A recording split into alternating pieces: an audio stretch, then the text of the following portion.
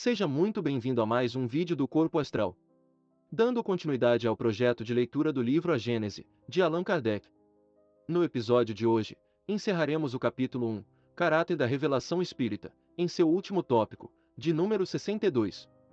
Se você quiser, acompanhe o livro enquanto ouve, isso ajudará no processo de estudo. Para ter acesso ao livro, confira o link na bio do nosso Instagram, @canal Corpo Astral. Curta e compartilhe este vídeo para fazer com que essas reflexões ajudem a cada vez mais pessoas. Siga o canal e ative o sininho para receber notificações de lançamentos. Sem mais delongas, vamos ao conteúdo. Tópico 62. Uma comparação vulgar tornará ainda melhor compreensível a situação. Parte para destino longínquo um navio carregado de emigrantes. Leva homens de todas as condições, parentes e amigos dos que ficam. Vem-se a saber que esse navio naufragou. Nenhum vestígio resta dele, nenhuma notícia chega sobre a sua sorte. Acredita-se que todos os passageiros pereceram e o luto penetra em todas as suas famílias. Entretanto, a equipagem inteira, sem faltar um único homem, foi ter a uma ilha desconhecida, abundante e fértil, onde todos passam a viver ditosos, sob um céu clemente. Ninguém, todavia, sabe disso. Ora, um belo dia, outro navio aporta a essa terra e lá encontra sãos e salvos os náufragos. A feliz nova se espalha com a rapidez do relâmpago. Exclamam todos: não estão perdidos os nossos amigos! E rendem graças a Deus. Não podem ver-se uns aos outros, mas correspondem-se, permutam demonstrações de afeto, e assim, a alegria substitui a tristeza. Tal a imagem da vida terrena e da vida de além-túmulo, antes e depois da revelação moderna. A última, semelhante ao segundo navio, nos traz a boa nova da sobrevivência dos que nos são caros e a certeza de que a eles nos reuniremos um dia. Deixa de existir a dúvida sobre a sorte deles e a nossa. O desânimo se desfaz diante da esperança. Mas, outros resultados fecundam essa revelação.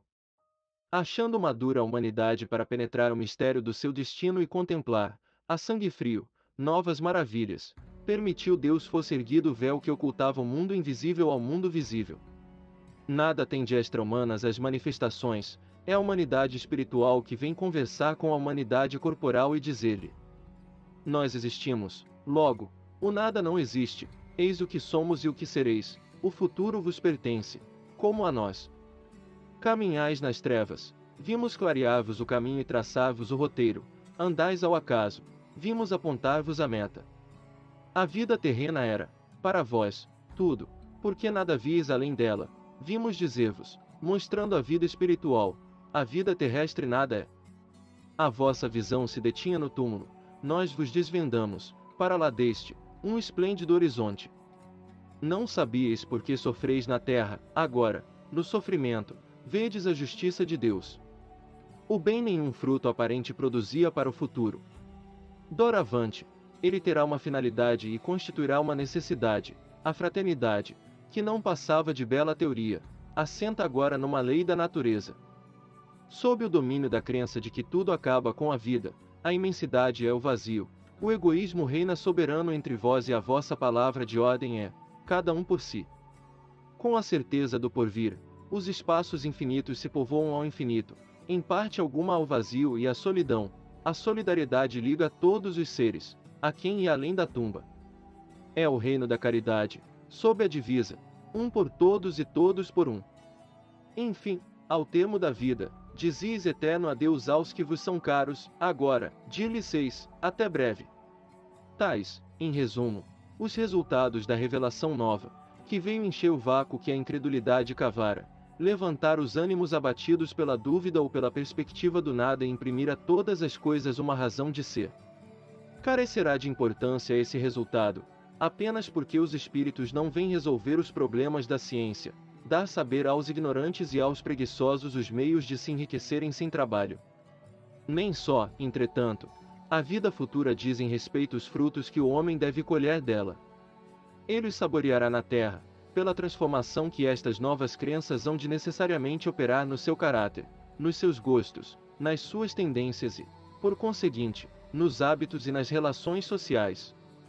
Pondo fim ao reino do egoísmo, do orgulho e da incredulidade, elas preparam o do bem, que é o reino de Deus, anunciado pelo Cristo. Nota de rodapé.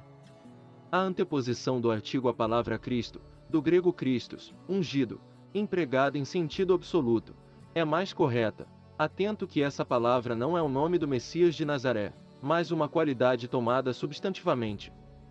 Dir-se-á, pois, Jesus era Cristo, era o Cristo anunciado, a morte do Cristo e não de Cristo, ao passo que se diz, a morte de Jesus e não do Jesus. Em Jesus Cristo, as duas palavras reunidas formam um só nome próprio.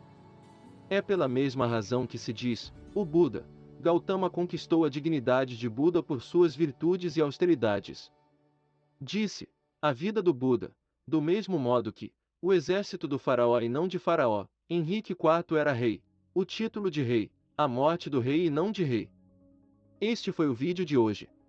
Se você gostou, compartilhe com seus amigos, e ajude a esse conteúdo chegar mais longe. Para mais vídeos, acesse nosso canal e confira nossas playlists.